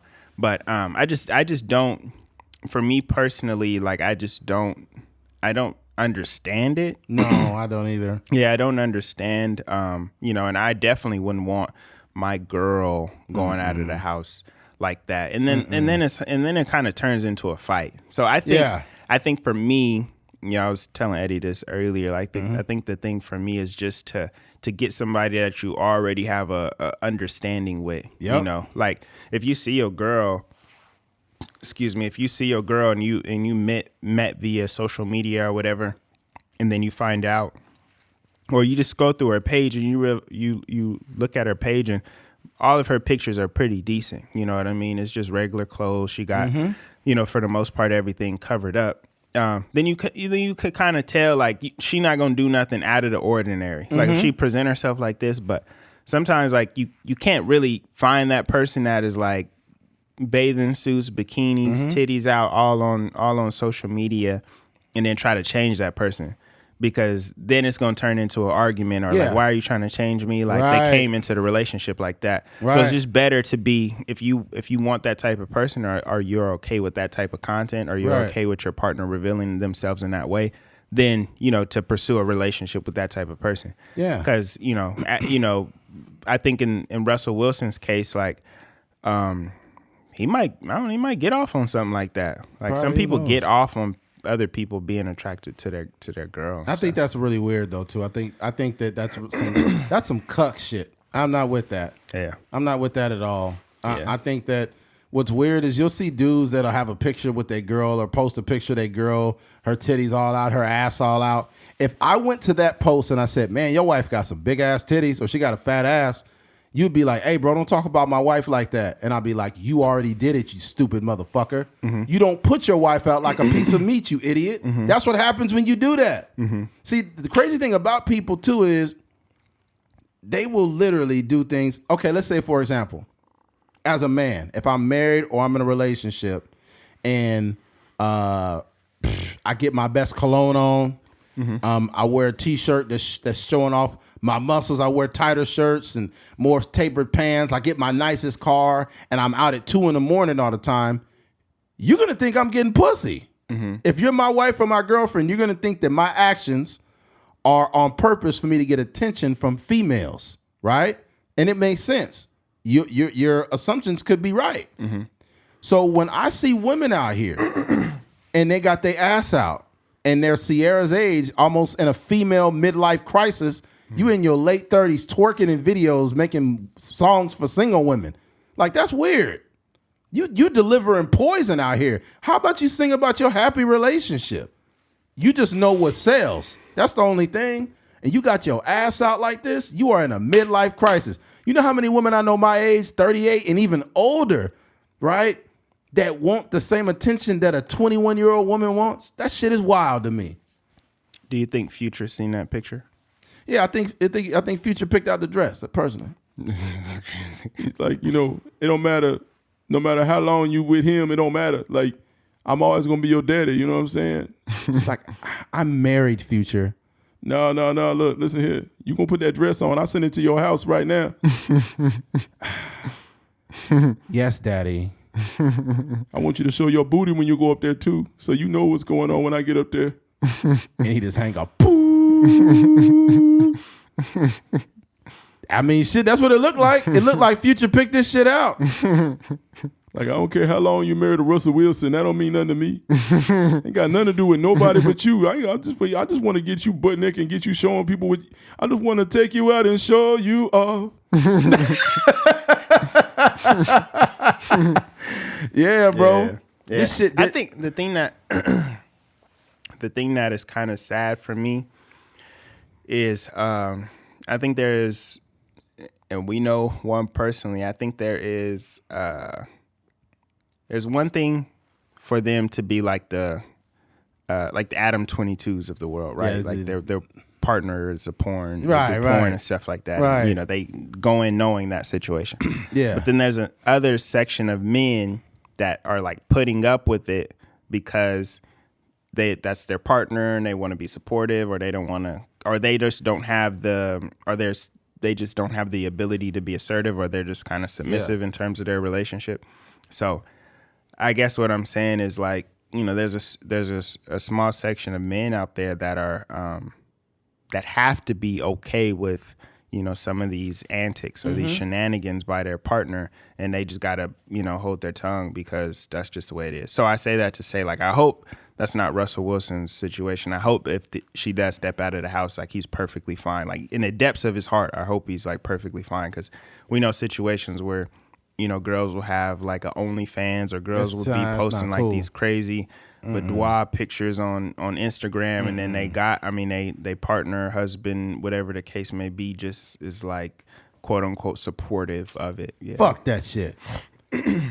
I don't care. Y'all could do y'all relationships however you do it. There's no way I'm with any woman doing a fucking OnlyFans. There's no way I'm with no woman that's walking out with her ass out, because I'm not stupid. That's why. I live in the real world. I had a bunch of homies that was bouncers, trainers. You know how many trainers is fucking married women all the time? These women come up to the gym with hardly nothing on. Yeah, cheeks out. And what I'm saying is there's a correlation. Not to mention too is I liken it to what type of woman I would want if I have a young daughter. If I have a daughter, I need a woman a strong woman who is a good example to my daughter. I don't need a twerking mom. I want a woman that actually could be a leader and a matriarch of the fucking household. I don't want my fucking teenage daughter twerking on the fucking internet. Yeah. Fuck no. Hell no. They had you seen Northwest was like dancing to Ice Spice or something like that. I don't know. All I know is that shit don't get no play. You got me fucked up. Like, and it was weird too is if you say this, they'll be like, well, it's her body. It's her body, and I'm tired of insecure men and boys that don't know how to. No, it ain't about insecure boys. Here's the problem. Good men and good women drive a hard bargain. That's the truth.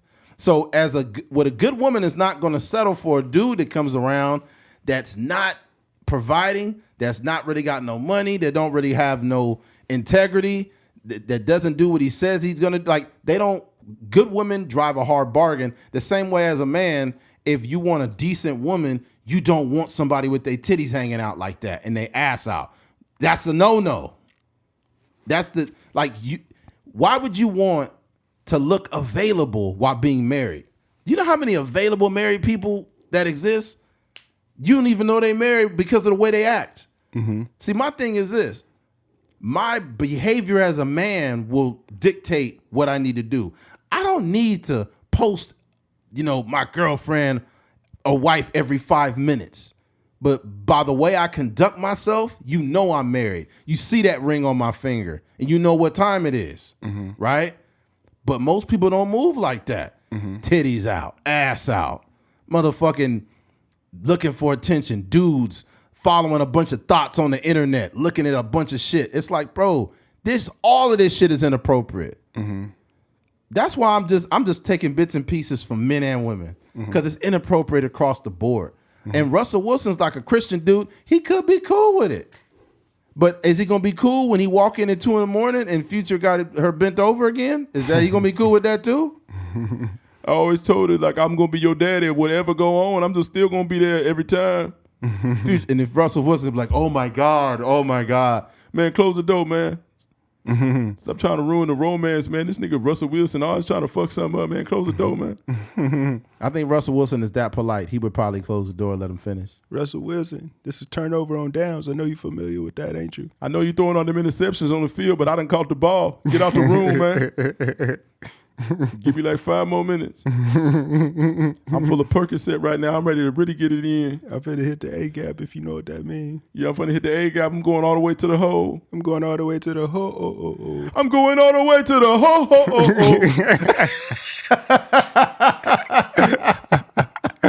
Oh, man. Man, we just got to be better as people. Keith said something before the podcast, too. He also said, make sure you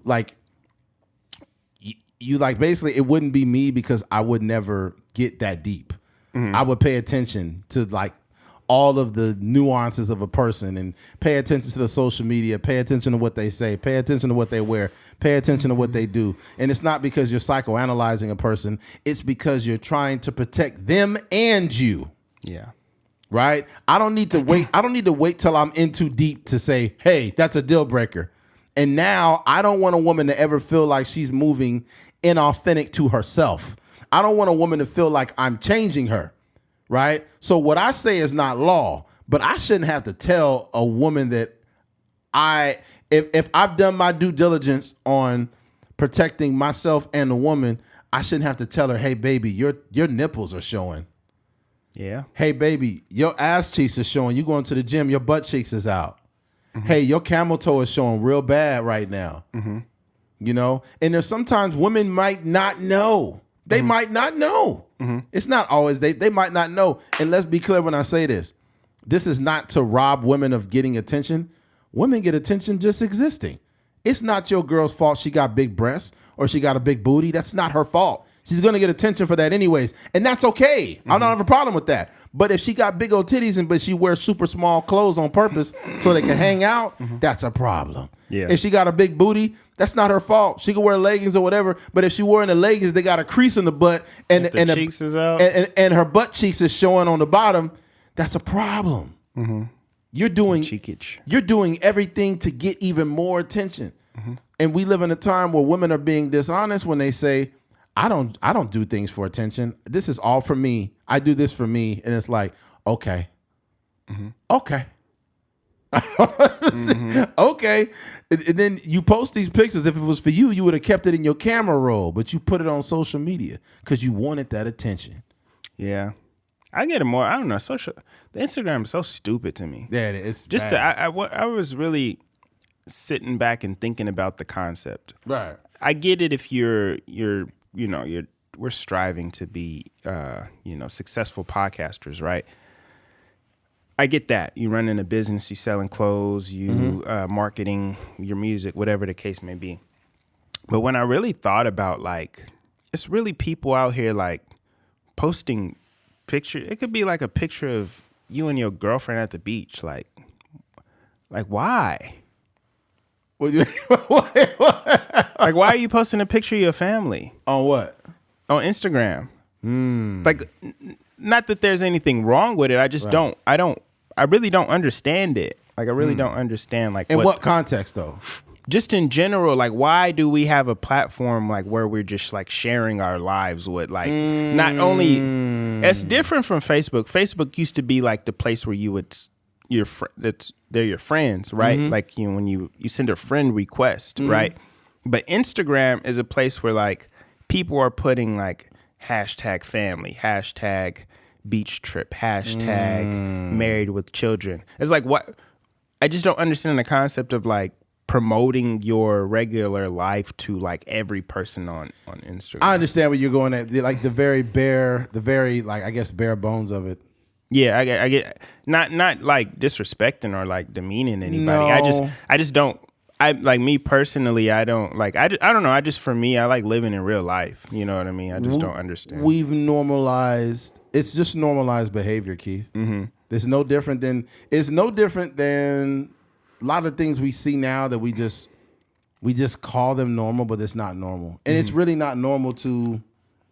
It's not normal to be with somebody for 9 years. Y'all break up.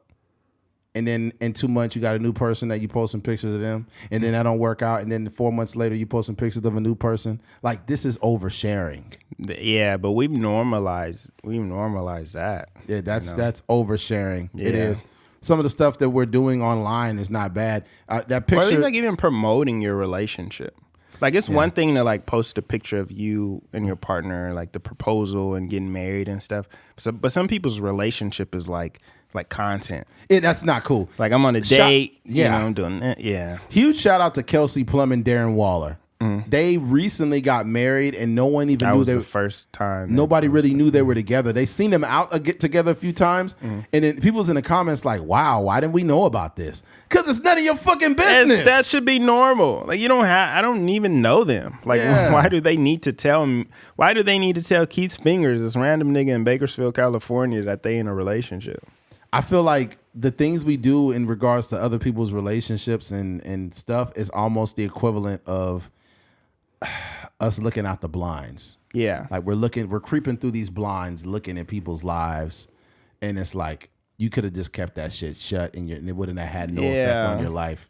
That's the thing. I guess the thing, I know more and more, and this is in my personal relationship. Like, I don't post my personal relationship, but I don't really post like I've curated my. I'm not really on Facebook, like, posting. I'll like share certain things, but I'm not really on Instagram. I try not to post anything. I don't post my niece. Like, I don't post, like, I didn't even post those pictures and stuff from my birthday party that were on other people's stories, but I didn't personally post anything.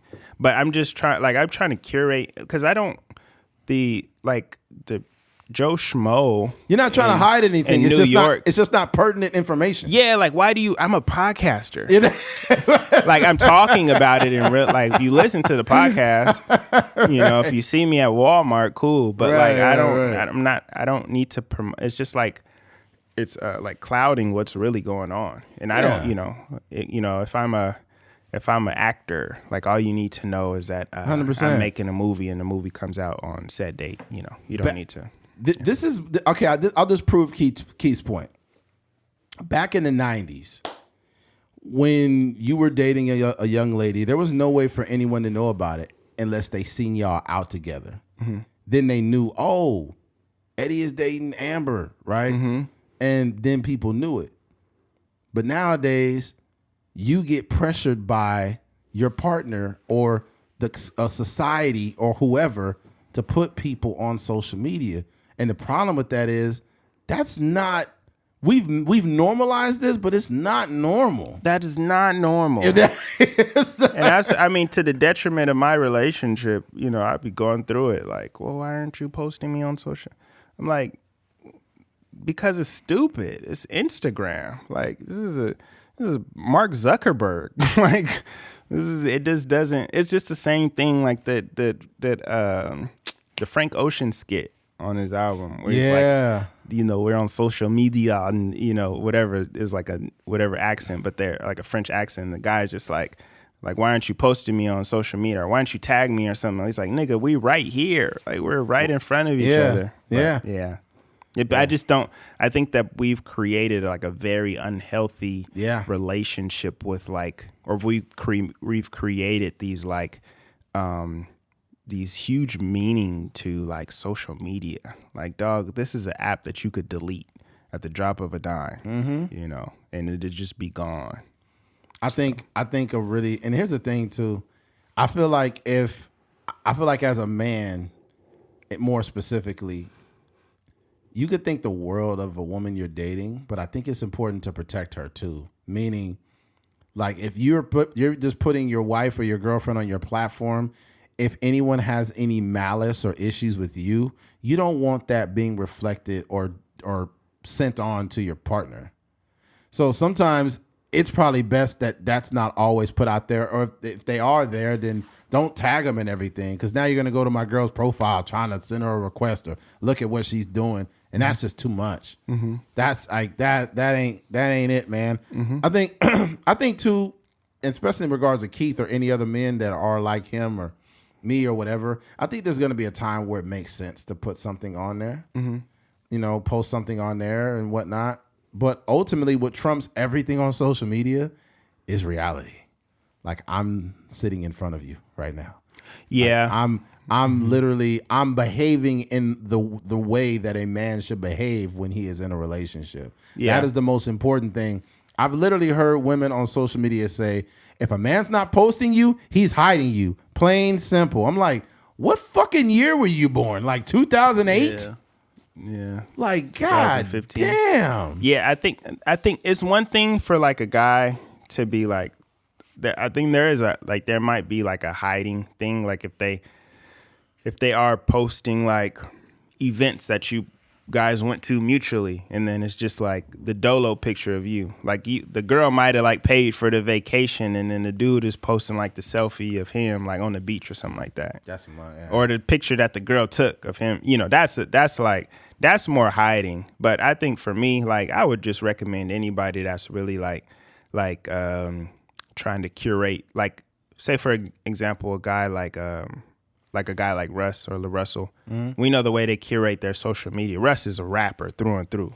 Like all he posts like pictures of him on vacation and stuff, but 90% of his content is just him in the studio making songs. Yeah. So if he just randomly just like popped up with like, you know, a bunch of like lovey-dovey pictures and stuff, it would just be like, it doesn't really align with what he's going on. He's a celebrity now, so it kind of like, you know. Even Andrew Schultz barely does it. Yeah, all of his content. Schultz is married. Yeah, you know, and he talks about his wife pretty frequently. Yeah. So, yeah. Yeah, but at first it would be like. Charlemagne, we don't know what his wife looked like. Exactly. The best example. One of the most, you know, notorious guys on the internet, fucking Charlemagne. No one really knows this. I've seen his picture of his wife. His wife is fucking beautiful.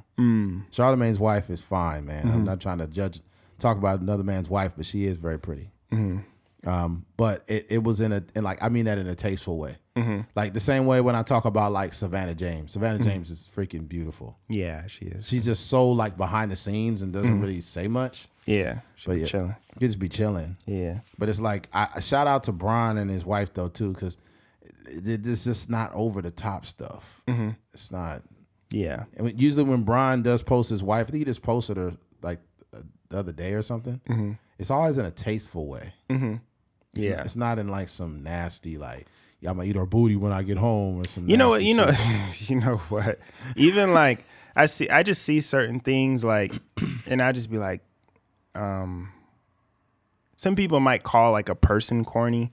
I don't necessarily know if like I would call like a person corny, because my definition of corny is just like, it's more like distasteful. Like when you, I think corny to me too is also like inconsistent with like, you know, what you like characterize yourself as. So for example, when I seen like with Gary Vee, for example, for the whole duration of when we've known him, it's always been like, well, at least for me, I just assumed he was in a relationship. He got kids. You know, he'd be taking Garage sales. Yeah, taking the kids to garage sales and all this other stuff. And then all of a sudden, he just pops up with this new young person with a Getty image on the thing. I'm just like, what? Like, what? That was corny. That's what I was just like, that's corny. But that's normal. Like, that's the reveal. Like, we're supposed to reveal our relationship. A Getty image, though? You couldn't take one from your fucking phone? Yeah, you couldn't Photoshop the Getty. Somebody in the comments was roasting. Is like, this nigga used a Getty image. I also hate Getty image. Like, why do you have to put a watermark everywhere, dog? Get that fucking watermark off my picture. That's crazy. Dick. Yeah. All you need to do is go to garage sales and fuck young women. That's all you need to do. Yeah, you got to add that in there. That's how you be successful now. You know what's been driving my company for the last 5 fucking years is the fact that I don't give a shit anymore. I drink wine, I fuck young women, and I sell Pokemon cards. That's all I do. Look, guys, if you want to make it, what's funny about Gary is he doesn't even listen to the full response of the person asking him a question. Yeah, he doesn't have great listening skills. And for some reason, a lot of times I know this is like an Indian guy. He's like, Getty, I'm having problem. My friend make a lot of money. Well, first of all, stop right there, right? Your friend makes a lot of money. Who gives a fuck? Okay? Your friend makes money. All right. And he's like, but you know, my success, it doesn't fucking matter. Garage sales. Young pussy. Everybody starts clapping. All right, Gary. Yeah. Gary has reached a status where he can say anything and people would clap for him. That's fucking dangerous. Yeah. That's dangerous because what happens is you start making less relevant points and people still clap. You know, I met this this course that I was taking. I met this woman, and then I met her husband, like independent of each other. And the woman is kind of like very like always on edge, like, oh my gosh, like we got to do this right now and then this right now. And it's just like, it's like a lot of energy, a lot of anxiety, it feels like, right? Yeah. And then the husband is just like, yeah, I just figure like just very like matter of fact. Like, yeah, I've been doing this for 20 years and it's been pretty cool, you know, just knows what he wants to say, concise with his words. Right. And then I was just thinking like when I like met them independently, I was like, I know exactly how these arguments go. It's like, she's just like, oh my gosh, babe, you haven't done this all day. And I've come home and I just wanted to clean. I just wanted to come home to a nice house. And he says, as a matter of fact, I've been at work for 18 and a half hours. And I just got home. And as my calculation served me correctly, you were sitting on the couch for like 2 hours. And I was just, Oh, shit. I was like, oh, so I don't know. That's just something. That's how my brain works. I'm like, because I could see couples and, you know, you see like little bits and pieces. I'm like, I know exactly how these arguments be Nothing pisses women off more than a man who is calm. and logical. Calm and logical. Just like this like stoic fucking figure, right? Yeah. And she's like, I'm tired of it. I'm stressed out. I'm so mad. I'm over it. And you're like, I understand your frustration. And today has been a 24-hour day. How many of those hours did you spend being angry today? They be pissed off. Like, you just don't get it.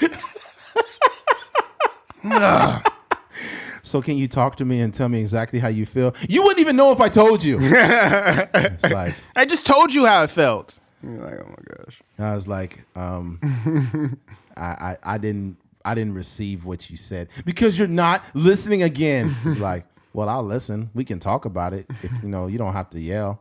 You could bring it down a few decibels, and then we could try to, convene at a later time. I learned that being like calmness is going to win all the time. Yeah.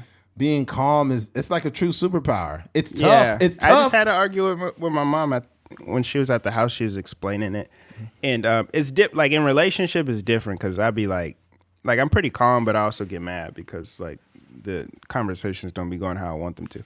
But like with my mom, I'd be arguing with my mom like she my partner or something like that. But just because I've known her so long and we got a relationship like that. But she was basically she was getting mad at like this situation with her granddaughter and stuff like that. And I just told her, and my mom is a person that like she kind of gets off on arguing. Like she doesn't want anybody disrespecting her or disrespecting her kids and all this other stuff. So she was telling me what was going on. She was telling me the situation. I was like, all right, Mom, that's cool. And I just told her, I was like, Mom, it doesn't really benefit the situation for you to bring this energy into the situation. And she was like, nah, I'm not going to let nobody disrespect me. If somebody got to say something to me, I'm going to say my piece and they going to say their piece and all this thing. And and after a while, I was just like, Mom, I was like, just listen to me. I said, this I told her I said, you're going to, when you have some alone time after we get off the phone, you're going to think about what I said and you're going to be like, dang, he was right. And like 24 hours later, she was like, I didn't even want to call you because I knew that, I didn't want to admit that you were right and I didn't want to apologize to you. So basically I say that to say that calmness is like, one, the calmness, is valuable in terms of not like creating this huge blowout. Yeah. And then secondly is great because you can actually think. Like when you're just like, oh my gosh, anxiety and blah, blah, blah. Yeah. It's just like you can't really think. You're not breathing. There's no oxygen going to your brain. Right. Yeah. But when you calm and you collect your thoughts and you can really articulate yourself, and then you can say something that you actually mean. 100%. I heard something the other day and I thought about like this. Sometimes it's the most calming statements or things that like set people off. Mm-hmm. And I think she said that some dude or somebody had cut her off in traffic and was flipping her off. I think I seen it on TikTok. Mm-hmm. And the dude was like, you know what? That's fucking bullshit. You want to fucking do this, motherfucker, do that? She said, she looked at him and said, you know what, sir? I hope you have the day you deserve. And she drove off. Dang. Nah, that might get her shot. No, but it's left open into interpretation. But that's what I'm saying. It's too much room for me to interpret what that means. Like, you gonna get this bullet you deserve. Like the thing about it is, I hope you have the day you deserve can mean anything. Yeah. And now this person is angry. Now they're confused. Yeah. I don't know what this girl meant by that. Yeah, that's how you cripple a person. You literally disarm people. Mm-hmm. I've had people say weird shit like in the comments or try to be disrespectful, and I'll go to their page, like something on their page, and one dude was talking crazy. He's like, you don't know shit. That's why you're in Matt Barnes' comments talking about this and that. You ain't did your research, blah, blah, blah. I went to this dude's picture. I went to this dude's profile, liked a picture of his dog, and I responded to the comment that he was talking crazy. I said, hey, man, you got a nice dog, man. That's a nice pup. And he's like, oh, man, thanks, dude. I appreciate it. I disarmed that motherfucker. You got to do it, man. I disarmed him by being kind. You got to do it. I wasn't even being manipulative. Mm-hmm. I'm just using your energy against you. You literally came to make me have a bad day, and I made you have a good one. Mm-hmm. That's power, dude. Like, I think it's a lot. Sometimes like going back and forth is very attractive. Yeah, there's something that you get out of it. Like it just makes you feel good in the moment. Yeah, man. But you realize like when you can look at it from the third person point of view, when you're not directly tied into the argument, and that's where where it comes in, where you're just calm. You collect your thoughts, and you're not like just with the Twitter fingers.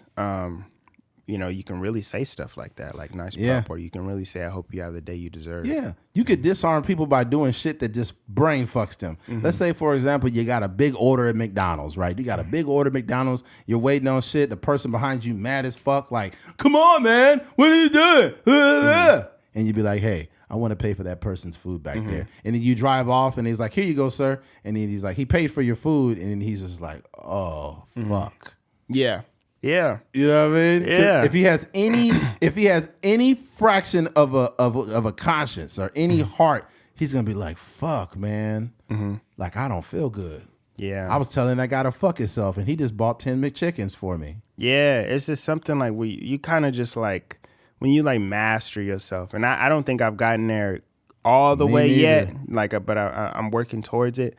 But I just want to be in a space where like, I don't have to like, you know, a lot of times arguments are like, it's two-sided, right? So it takes like some person saying a statement and then another person saying a statement, and then usually that third statement is something where they disagree in some capacity, and then after that they disagree, and then they disagree, and then it's just like disagreement, right?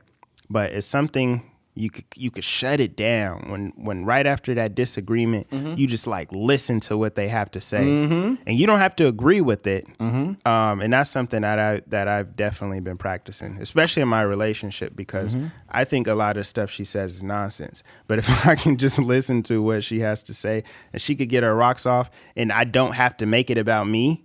You know what I mean? And then you could just go on about your day. I already mentioned on the podcast before how I disarmed a highway patrolman. Like, basically, he stopped me. He led with basically saying like, he's like, I've given guys tickets for going 56 miles an hour, going 1 mile. Yeah, going 1 mile over the speed. He said, you know why I stopped you? And I was like, no. He said, I got you for turtle racing. He's like, you're trying to pass that car. You were going this and that, and you couldn't get over. Truth be told, the trucker that was in the slow lane, I was trying to pass him because he was going under 55, which is legal. I could get in the passing lane and pass him, but the motherfucker would speed up each time I fucking get over. So he kept fucking up because he was using throttle instead of using his cruise control like a dickhead, right? So instead of going through this big range of things and explaining, I say, hey, I'll do the explaining later when it's necessary. Let me just listen to this officer. So he was coming in all hard. Like, I've pulled people over. I've given people tickets for going 56, going 1 mile. I've got you for turtle racing. And then he asked me, you ever been up north to Fresno and seen 2 trucks holding up both lanes? I said, I certainly have. He said, well, that's what you were doing. And then this is what I did to disarm him. He said, well, you were only going 60 miles an hour, and I cut him off. I said, but that's over the speed limit. And his whole fucking body language, everything just switched after I said, but that's over the speed limit. He said, let me see your license. He didn't even go to his squad car to run anything.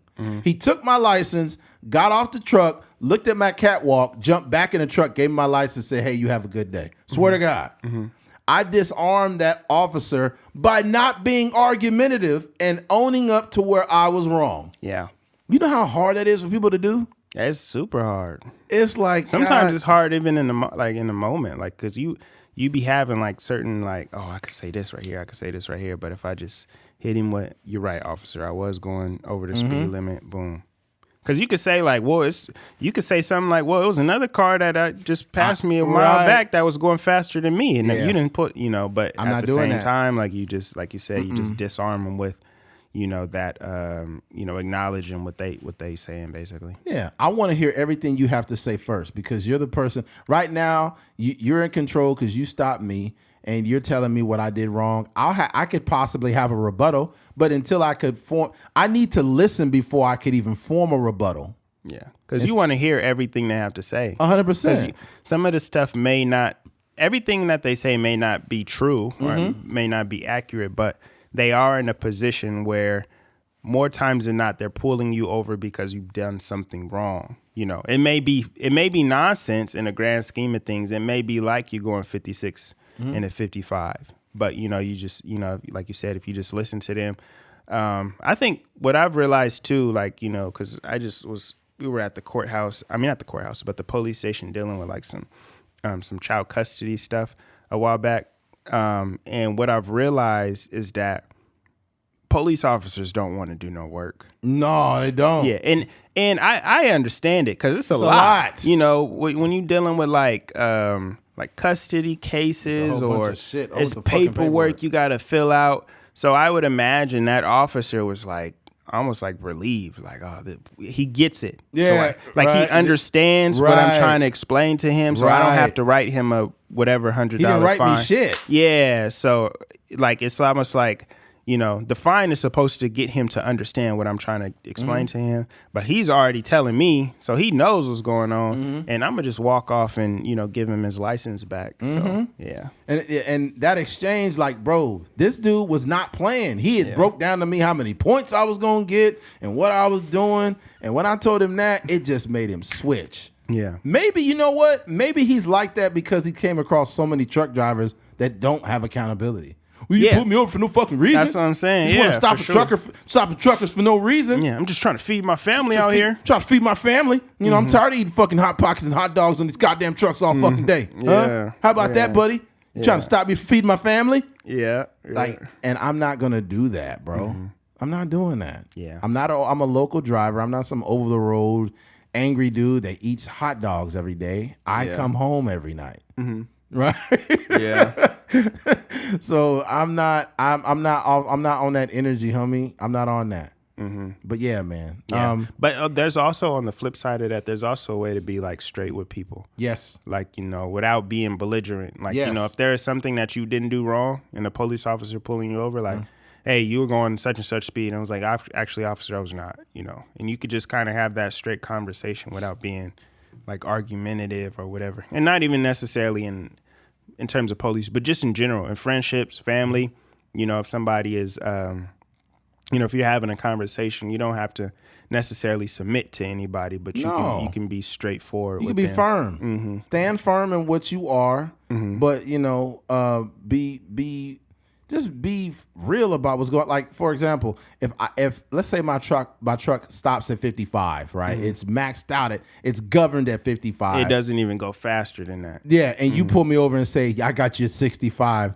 What I'm going to say is, you got me at 65? I was like, are you sure about that, officer?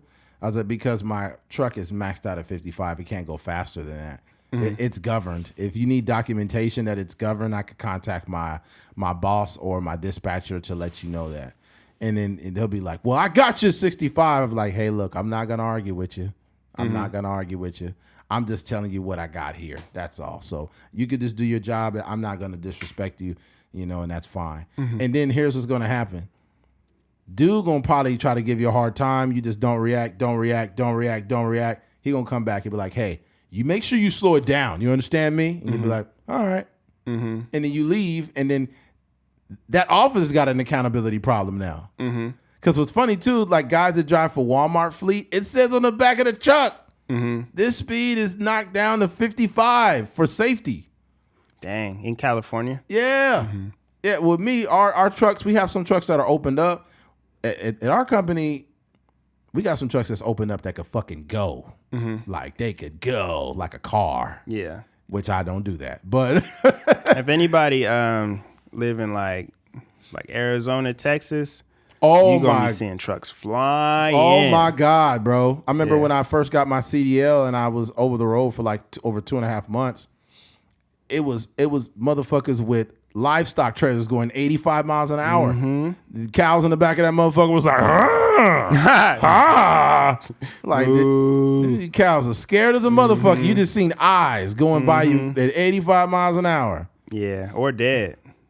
Nah, what from the shock? No, I've seen trucks carrying dead horses. Oh, I mean dead cows. I seen this shit before where they like had chopped up cows, and the cows be stiff and shit, legs all stiff, head all sideways. I'm like, yo, yeah, I've seen it. The legs were sticking out the top. Yeah, the legs was in the air like a girl getting ate out or something.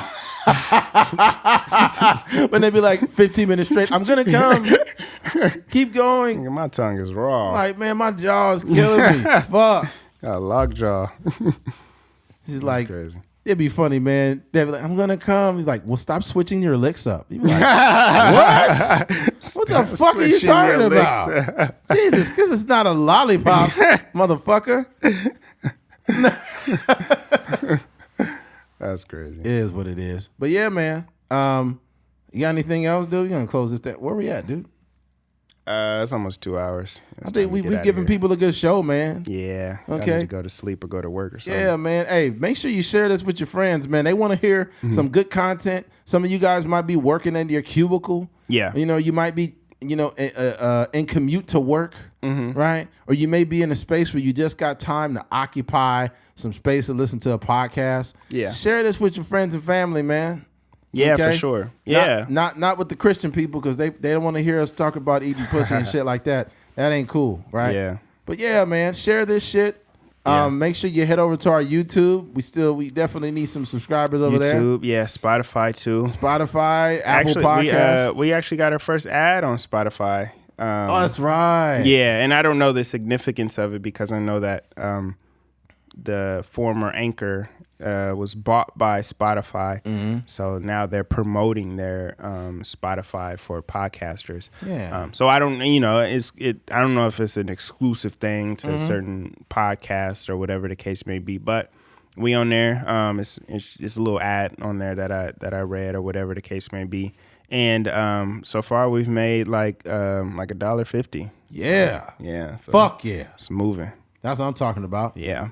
All right. I just want I'm gonna be so glad when like it pays for something. You know what I mean? Yeah. Like the internet or the rent for the office or whatever. The case That's may when be. shit's That's gonna be cracking. Yeah. Just being able to save that whatever amount of money is gonna be beautiful. We'll be transparent too. Once we start making millions of dollars, we'll be like, yeah, me and Keith are rich. Yeah. That's why we haven't done a podcast in 2 months because we've been rich. No, I'm fucking around. No. Hey guys, do you like spicy meatballs? Go to Tony's Meatballs in Rivington, Arizona, where they make spicy meatballs for your pleasure every day. You got anything else on that, Keith? Do you need any dead cows transported? Go to A&A's Trucking.